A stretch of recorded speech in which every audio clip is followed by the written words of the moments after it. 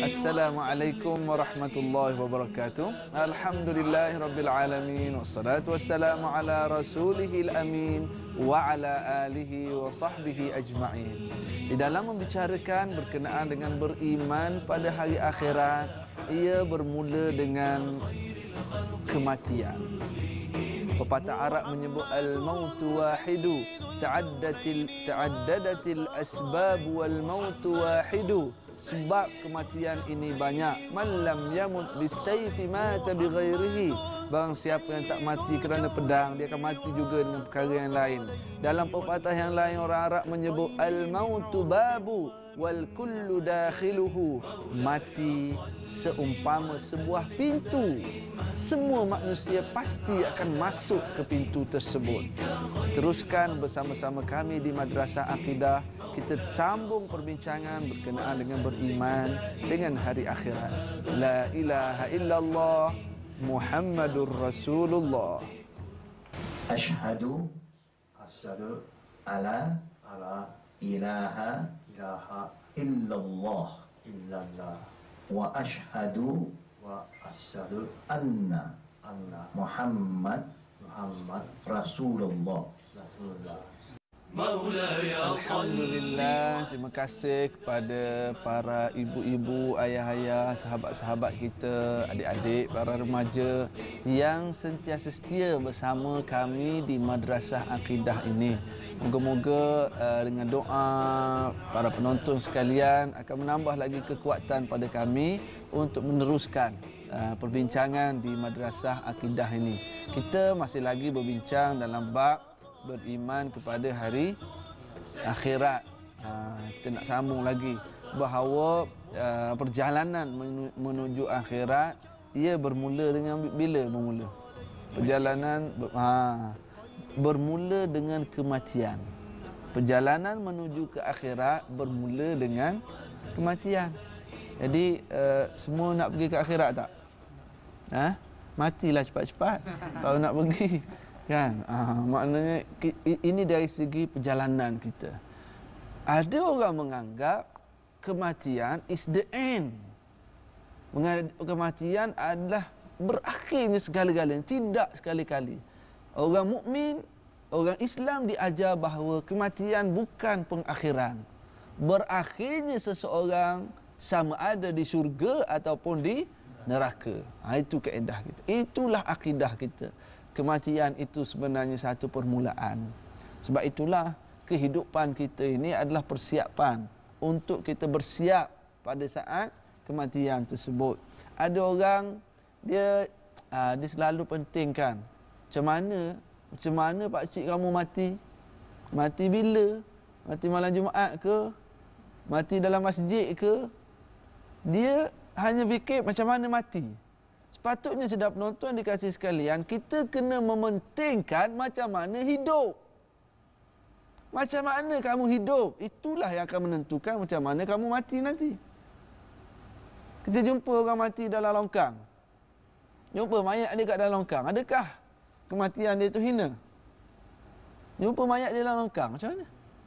Rupa-rupanya dia lalu kat tepi jalan tu ada seorang gadis yang nak dirompak, nak dirogol, tiba-tiba dia pergi bantu. Dia bantu, dia kena tikam, orang tolak dia dalam longkang. Dia mati dengan penuh kemuliaan sebenarnya. Jumpa seorang mati dalam masjid.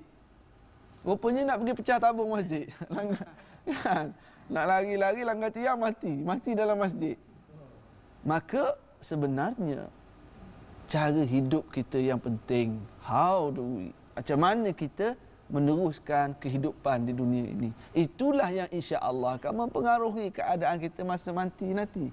Okey, jadi kita kata dah kematian ini adalah permulaan perjalanan ke akhirat sana. I'tiqad pertama kita bahawa kematian adalah satu permulaan pada perjalanan baru. Bukan kematian itu sebagai satu titik akhir. Ada sahabat-sahabat kita yang dah mati. Kita rasa dia settle je gitu je ke? Hutang, tak apalah mati tak payah bayar. Tak apalah mati insurans boleh cover. Adakah berakhir begitu sahaja? Tidak sekali-kali. Maksud saya ialah urusan kita akan ada lagi sambungannya selepas kematian. Inilah orang yang beriman dengan hari akhirat. Dan keimanan kita inilah, keimanan seseorang inilah akan mempengaruhi tindak tanduk dia dalam hidup. Kita sambung. Kita baca satu ayat. Seorang tolong baca. Selamat. Lama dah tak dengar suara selamat ni. Baca. Kuat sikit. حتى إذا جاء أحدهم الموت قال رب ارجعون لعلي أعمل صالحا فيما تركت كلا إنها كلمة هو قائلها ومن ورائهم برزخ إلى يوم يبعثون. Masya Allah, sadaqallahul azim. Terima kasih kepada Qari dari Sabah. Wah, boleh masuk musabaqah lepas ni, selamat ni, bagus. Okey, yang kita baca tadi ayat surah Al-Mu'minun daripada ayat 99 dan ayat 100. Ni pula baca makna dia ni. Kesudahan golongan yang kufur ingkar itu apabila sampai ajal maut kepada salah seorang di antara mereka berkatalah ia. Ini cerita orang-orang yang kufur pada Allah. Apa yang mereka ungkap ketika saat kematian. Wahai Tuhanku, kembalikanlah daku hidup semula di dunia supaya aku mengerjakan amal-amal yang soleh dalam perkara-perkara yang telah aku tinggalkan. Ini Allah bagi tahu.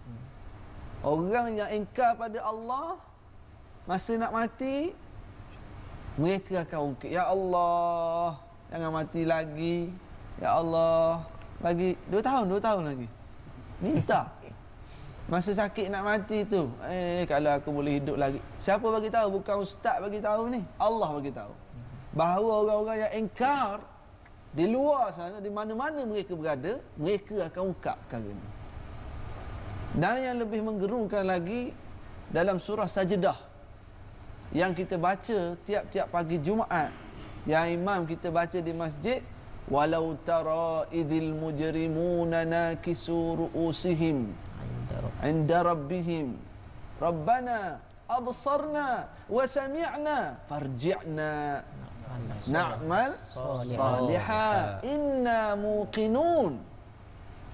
Allah jawab kepada mereka, walau syi'na la'ataina kulla nafsin hudaha walakin haqqal qawlu minni la'amla'anna jahannama minal jinnati wan nasi ajma'in. Subhanallah. Suasana yang sangat menggerunkan. Gerun macam mana Ustaz? Ustaz tak terjemah pun ayat Ustaz baca tadi. InsyaAllah kita berehat dulu. Lepas rehat ni kita terjemah ayat tadi. Memang sangat-sangat menggerunkan. بك خير الخلق كله مولاي صل وسلم دائما أبدا على حبيبك. Alhamdulillah, terima kasih kepada para penonton yang dikasihi sekalian. Kita sambung perbincangan kita ayat dalam surah Sajdah yang saya sebut tadi, yang kita baca walau tara idzil mujrimuna nakisu ru'usihim 'inda rabbihim. Hei Muhammad, kalau kamu tengok pada hari akhirat kelak, bagaimana orang-orang yang mujrim. Mujrim ni ajrama yajrimu, kriminal. Orang yang buat jenayah dengan Allah. Orang yang, ialah orang yang mengingkari Allah. Kalau kamu melihat keadaan mereka di hari akhirat kelak, wahai Muhammad, nakisu ru'usihim. Mereka tunduk kepala mereka. Hari akhirat. Pelecah muka. Pernah tengok kat mahkamah syariah, mahkamah mana-mana. Yang keluar mahkamah tu disabit kesalahan. Kameraman datang, pemberita datang, dia orang buat macam mana? Tunduk Ustaz. Tunduk, tak nak orang nampak muka. Malu. Jatuh hukuman pandai malu. Masa buat jenayah, buat dosa tak malu. Jadi Allah Ta'ala kata, kalau kamu tengok keadaan mereka pada hari akhirat kelak, wahai Muhammad, nakisu ru'usihim, mereka tunduk ke bumi.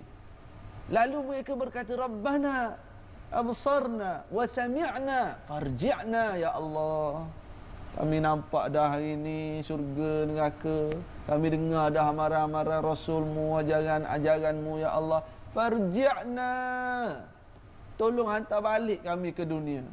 Nak buat apa? Na'mal salihah, kami nak buat amal soleh dah, ya Allah. Inna muqinun, kami yakin dah hari ini. Kami nak buat amal soleh dah, ya Allah. kami tak akan pukul isteri, kami tak akan tinggal solat, kami akan belajar kalamullah Al-Quran. Ya Allah, hantar balik kami ke dunia. Kami nak bayar hutang orang. Kami tak akan bohong cakap. Kami akan amanah dalam kerja. Na'mal salihan. Tolong ya Allah, hantar balik kami ke dunia. Kami akan ajar anak kami salat. Kami akan marah kalau anak tak tutup aurat. Minta Allah hantar balik ke dunia. Sebab baru yakin. Tapi Allah jawab kepada mereka, walau syi'na la'ataina kulla nafsin hudaha. Kalau kami nak, kami bagi jadi baik semua. Walakin haqqal qawlu minni. Tapi Allah dah janji. Tetapi aku janji dah dari aku, la'amla'anna jahannam minal jinnati wan nasi ajma'in. Aku akan sumbat ke dalam neraka Jahannam ini dari kalangan jin dan manusia. Allahu akbar. Ini cerita bab akhirat lah. Kalau orang sentiasa ada dalam kepala dia perkara ni, ada lagi orang nak khianat amanah yang diberikan.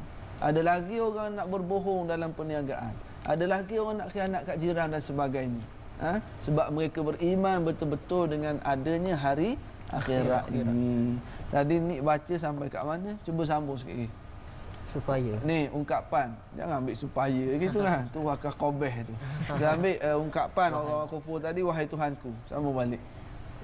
Wahai Tuhanku, kembalikanlah daku hidup semula di dunia, supaya aku mengerjakan amal-amal yang soleh dalam perkara-perkara yang telah aku tinggalkan. Yang tinggal-tinggal dulu. Yang tinggal sembahyang, tinggal puasa, tinggal dan sebagainya lah. Sambung ni. Allah jawab apa? Tidak. Masakan dia, dapat. Dia kena sebut tidak. Ni jangan kata tidak. Dia tegas. Kalla. Kalla ni makna tidak. Tidak sekali-kali. Tak boleh balik dah maksudnya. Biar tegas. Jangan tidak. I'm try. You are trying. Let's go. Okey, sambung. Tidak. Masakan dapat. Garangnya bunyi. Sesungguhnya perkataan itu hanyalah kata-kata yang ia sahaja yang mengatakannya. Sedang di hadapan mereka ada alam barzakh yang mana mereka tinggal tetap padanya hingga hari mereka dibangkitkan semula pada hari kiamat. Sedang penonton yang dikasihi sekalian, saya sebut tadi tentang kalla, tentang tidak. Sebenarnya fi ilmi tafsir, dalam ilmu tafsir Quran, bila kita baca Quran, kita selain daripada kita memilih kalimah-kalimah terjemahan yang tepat, kita kena juga ada feel dengan ayat satu-satu ayat. Apabila baca ayat neraka macam mana, apabila baca ayat surga macam mana, dalam menafsirkan. Itulah kaedah yang digunakan oleh Rasulullah sallallahu alaihi wasallam. Itu maksud saya tadi. Mana ada lam jangan, ada tidak, ada berbeza. Kan? Dia ada situasi-situasi. Ni jangan marah. Tak marah. Okey. Jadi satu lagi terjemahan yang Nik baca tadi, disebut apa dia? Wa min waraihim barzakhun. Ada satu perkataan, wa min waraihim barzakhun ila yaumi yub'atsun. Terjemahan dia apa? Dan sedang di hadapan mereka ada alam barzakh yang mereka tetap tinggal padanya hingga hari mereka dibangkitkan. Ada alam barzakh. Ini satu isu baru. Apa makna barzakh? Apa makna barzakh? Yang mengikut yang saya tahu lah Ustaz. Ya. Tak apa, ikut yang selamat tahu. Jangan ikut yang orang lain tahu.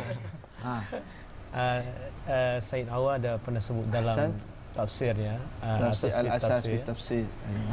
Diterjemahkan barzakh ni sebagai satu halangan, satu benteng lah.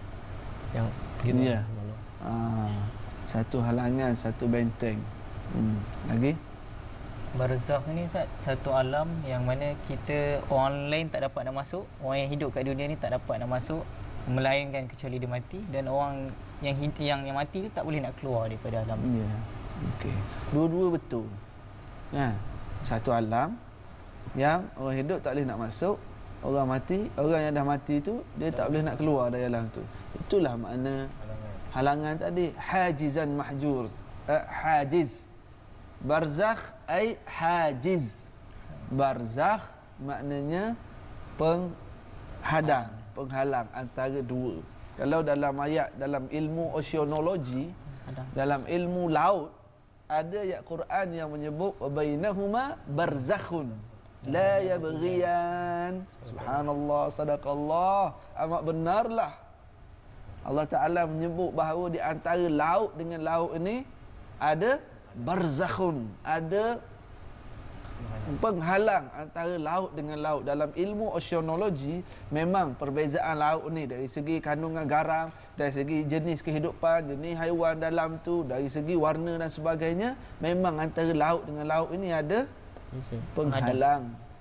Yang kita nak bincang bukan cerita oceanologi, tapi yang kita nak bincang tentang alam barzakh, iaitulah alam selepas hidup dan sebelum ke akhirat. InsyaAllah teruskan bersama-sama kami, kita sambung perbincangan ini seketika nanti.